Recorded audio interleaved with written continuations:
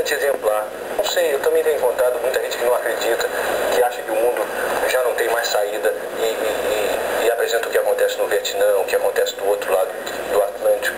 Mas o que eu não posso aceitar é que isso já tenha dado, entende? Que a gente não possa fazer nada. Evidentemente que eu sozinho não posso fazer nada. Não posso fazer nada assim para grandes transformações. Eu agora estou vendo também que me encontro assim muito bloqueado, muito cerceado, muito cortado para fazer algum projeto em termos assim culturais, eu sozinho. Eu acho que eu sozinho já não existe quase mais. Eu sinto um constrangimento, pois a confusão é grande e a falta de ordem. Havendo então também o constrangimento pela derrubada da cabeleira.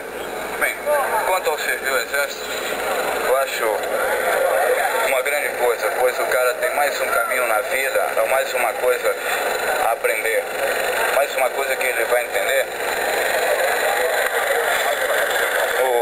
seguindo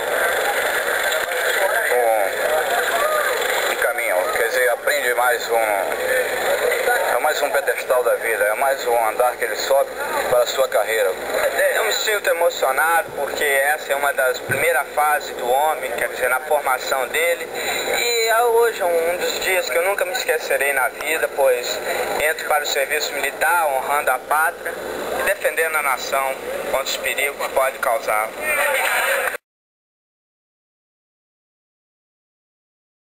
Que a gente tem é que a gente sabe o que a gente quer, sabe?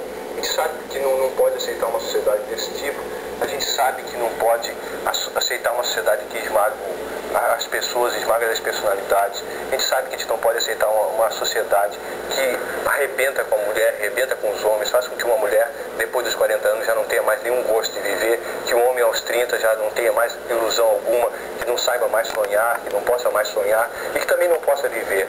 O problema mais sério é exatamente isso.